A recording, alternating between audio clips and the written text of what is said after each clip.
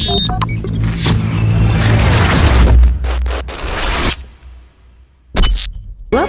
Februari tahun 1712, Joseph Collet menyampaikan buruknya kondisi Fort York kepada Court of Director dan mengusulkan perpindahan ke Karang.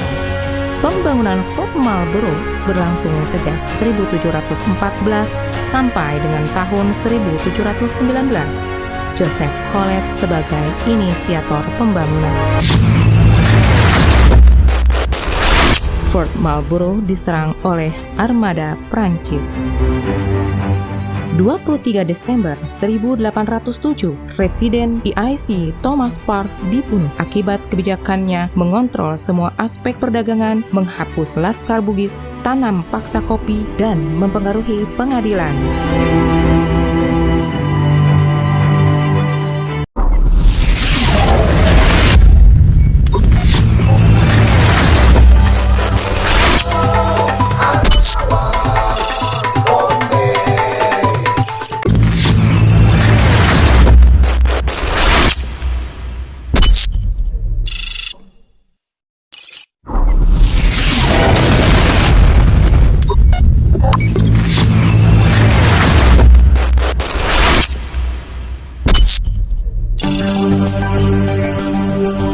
Buah duku, buah rambutan, masak satu dalam hutan. Hatiku rindu bukan kepalang, menanti Nusantara badendang.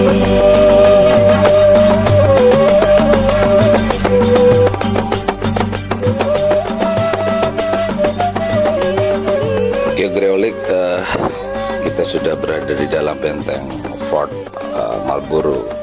Dan kita berada di ruang audiovisual. Nah, di sini kita bakal nonton kisah bagaimana berdirinya benteng ini dan seperti apa sepak terjang benteng ini yang berada di Kota Bengkulu. Dan menurut informasi dari yang jaga di luar bahwa benteng ini merupakan benteng terbesar kedua di Asia Tenggara. Oke, Greolik, ikutin terus jejak ngopi. Jangan lupa like, subscribe, dan sambil dipersiapkan oleh Mbak siapa, Mbak? Ajeng. Oh, Mbak Ajeng. Udah lama, Mbak, di sini? Udah hampir 2 tahun. Oh, lama. Iya. Kita bakal diputarkan film. Dan ruangan ini, dari ornamen kayu. Kursi juga cukup banyak. Ada mbaknya, halo Mbak. Mbaknya kurang sehat.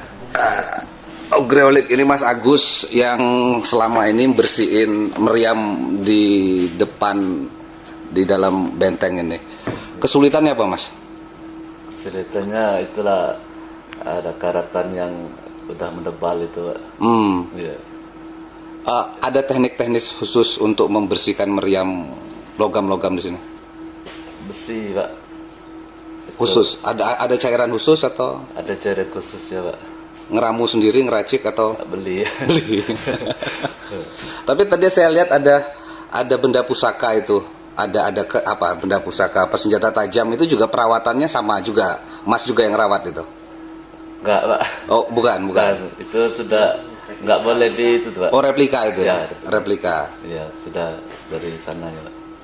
Oke, Mas Agus, terima kasih.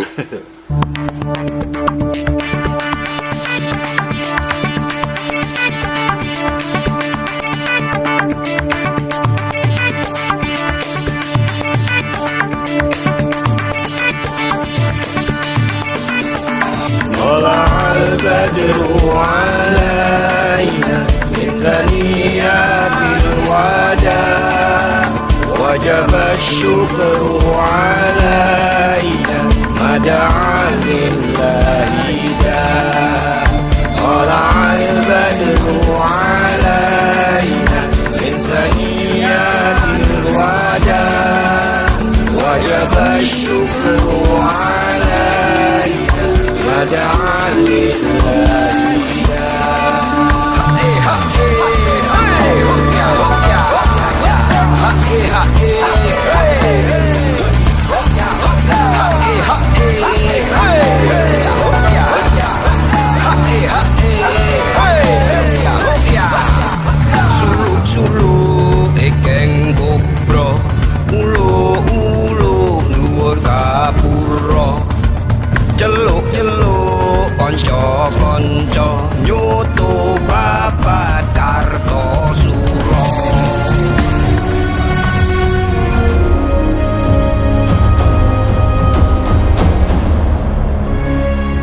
Pada 31 Desember 1600, Ratu Elizabeth I memberi kuasa penuh kepada East India Company melakukan perdagangan di East Indies.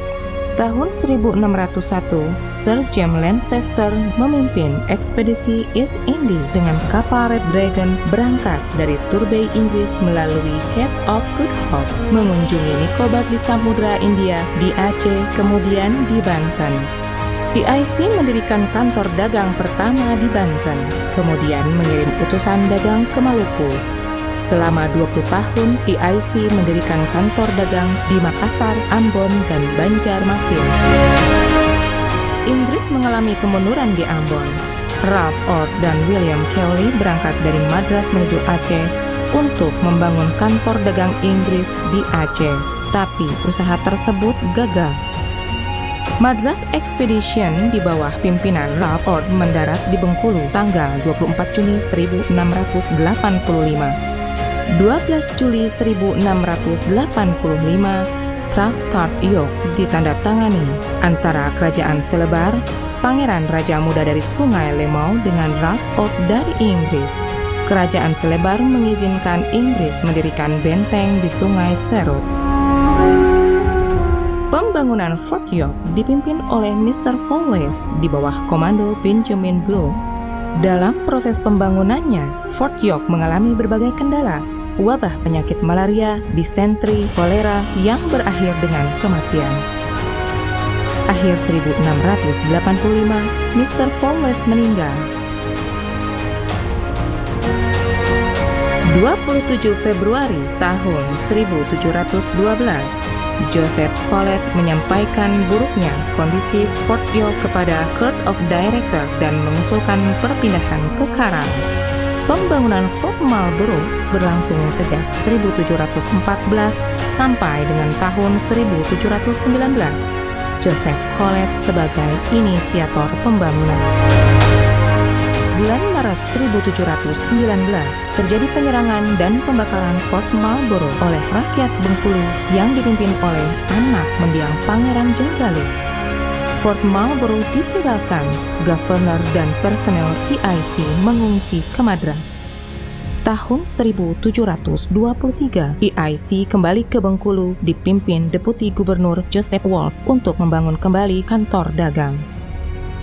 Periode 1723 sampai dengan 1824 terjadi beberapa peristiwa penting di Fort Marlborough. Fort Marlborough diserang oleh armada Prancis. 23 Desember 1807, Presiden PIC Thomas Parke dibunuh akibat kebijakannya mengontrol semua aspek perdagangan, menghapus laskar Bugis, tanam paksa kopi, dan mempengaruhi pengadilan. 17 Maret 1824 di London, Kerajaan Britania Raya dan Kerajaan Belanda menandatangani Traktat London. Sejak itu, Fort Marlborough dikuasai oleh Belanda dan dipimpin oleh asisten presiden. Bung Karno pada tahun 1938 tiba di Bengkulu, tempat pengasingan baru setelah dipindahkan dari ND Flores. Bulan Mei 1940, pemerintah Hindia Belanda memanggil Soekarno ke Fort Marlborough diminta merancang tugu peringatan untuk Belanda. Soekarno menolak dengan halus dengan menyusun 3 buah batu sebagai rancangan tugu tersebut.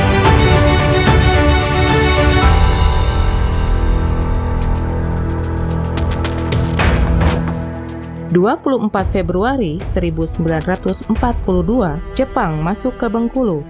Belanda menyerah tanpa perlawanan. Fort Marlborough di bawah kekuasaan Jepang dari 1942 sampai dengan 1945. Benteng lebih banyak digunakan sebagai ruang tawanan perang. Jepang meninggalkan Fort Marlborough setelah Indonesia menyatakan kemerdekaannya. Pada masa kemerdekaan, Fort Marlborough digunakan oleh berbagai lembaga dan instansi pemerintah.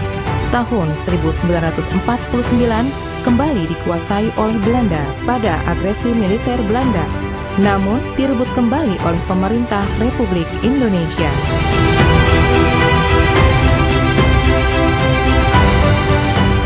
Tahun 2004, Fort Marlborough ditetapkan sebagai cagar budaya oleh Kementerian Kebudayaan dan Pariwisata.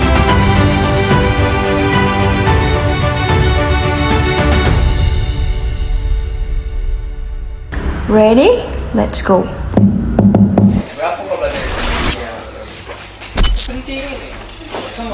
Jurusan apa, Dek? Jurusan apa? Akuntansi. Ada yang PGSD, ada yang PGSD. Oh. Sama akuntansi.